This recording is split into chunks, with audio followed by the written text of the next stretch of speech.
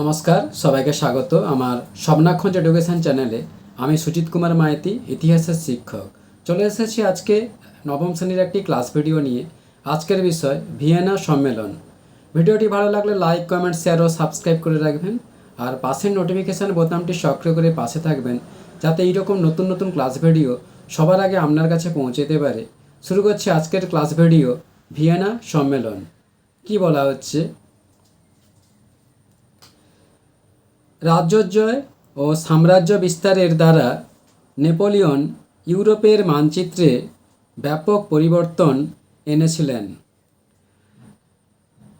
তার নির্বাসনের পর ইউরোপীয় রাজ্যগুলির পুনর্গঠন, সীমানার পুনর্বিন্যাস এবং নেপোলিয়নীয় যুদ্ধের ফলে উদ্ভূত নানা সমস্যা সমাধানের উদ্দেশ্যে ইউরোপীয় শক্তিবর্গ অস্ট্রিয়ার রাজধানী ভিয়েনাতে 1815 খ্রিস্টাব্দে এক সম্মেলন আহ্বান করেন, যা ভিয়েনা সম্মেলন নামে পরিচিত। সময়কাল 1815 খ্রিস্টাব্দে, স্থান অস্ট্রিয়ার রাজধানী ভিয়েনা। সভাপতি ছিলেন অস্ট্রিয়ার যুবরাজ বা চ্যান্সেলর মেটারনিখ। এবার বলা হচ্ছে বিগ ফোর বা চার প্রধান কারা ছিলেন?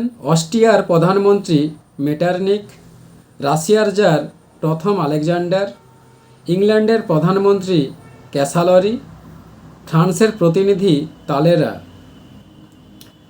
উদ্দেশ্য নেপোলিয়ন বা ফ্রান্সের ক্ষমতা নিয়ন্ত্রণ করা, বা ভবিষ্যতে নেপোলিয়ন যাতে আর শক্তিশালী না হয়ে উঠতে পারে।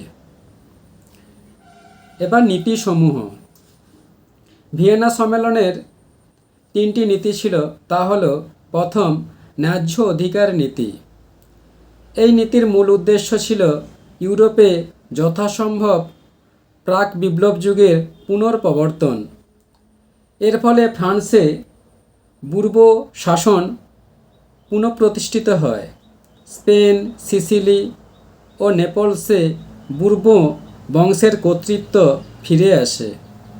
হল্যান্ডে অরেঞ্জ বংশ, সার্ডিনিয়া ও পিডমন্টে স্যাভয় রাজবংশ এবং মধ্য ইতালিতে পোপের কর্তৃত্ব প্রতিষ্ঠিত হয়। 2. ক্ষতিপূরণ নীতি। এই নীতির মাধ্যমে অস্ট্রিয়া উত্তর ইটালির লম্বার্ডি, ভেনেশিয়া ও পোল্যান্ডের অংশ পায়। মধ্য ইতালির পারমা, মডেনা ও টাস্কেনির অংশ পায়। দ্বিতীয়, প্রাশিয়া পায় স্যাক্সনির উত্তরাংশ, পোজেন, থ্রন, ডানজিক ও রাইন অঞ্চল। 3. রাশিয়া পায় ফিনল্যান্ড, বেসারাবিয়া ও পোল্যান্ডের বৃহৎ অংশ। 4. ইংল্যান্ড পায় ইউরোপীয় মহাদেশের বাইরে কিছু সামরিক ও বাণিজ্য কেন্দ্র। এরপর 3 নীতি, শক্তিসাম্য নীতি। এই নীতির মাধ্যমে প্রথম, ফ্রান্সের উত্তর পূর্বে অবস্থিত বেলজিয়ামকে হল্যান্ডের সাথে যুক্ত করা হয়। দ্বিতীয়, ফ্রান্সের পূর্ব সীমান্তে রাইন জেলাগুলিকে প্রাশিয়ার সাথে যুক্ত করা হয়। তৃতীয়, ফ্রান্সের দক্ষিণ পূর্বের জেলাগুলিকে সুইজারল্যান্ডের সাথে যুক্ত করা হয়। চতুর্থ, ফ্রান্সের দক্ষিণে স্যাভয় ও জেনোয়াকে পিডমন্টের সাথে যুক্ত করা হয়। এরপর ফলাফল। এই নীতিসমূহের ফলে প্রথম, ইউরোপের বিভিন্ন রাষ্ট্র এই সম্মেলনে যোগ দিলেও অস্ট্রিয়া, ইংল্যান্ড, রাশিয়া ও ফ্রান্স এই সম্মেলনের মূল আধার বা শক্তি ছিল।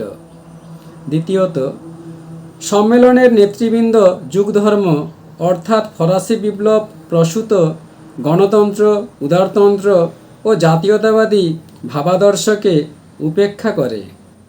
তৃতীয়, নিজেদের স্বার্থ চরিতার্থ করার উদ্দেশ্যে প্রতিক্রিয়াশীল নেতৃমণ্ডলী পুরাতনতন্ত্রকে ফিরিয়ে আনতে সচেষ্ট হয়। এর ফলে ইউরোপে তীব্র আন্দোলন শুরু হয়। এবার মূল্যায়ন। 1815 খ্রিস্টাব্দে এই সম্মেলন সমগ্র ইউরোপ তথা সমগ্র বিশ্বের ইতিহাসে প্রথম আন্তর্জাতিক সম্মেলন হিসেবে খ্যাতি লাভ করলেও শেষ পর্যন্ত তা ব্যর্থ হয়। বন্ধুরা, এখানেই ক্লাস ভিডিওটি শেষ করলাম। পরবর্তীকালে আবার একটি এইরকম নতুন নতুন ক্লাস ভিডিও নিয়ে উপস্থিত হব। ধন্যবাদ, সবাই ভালো থাকবে।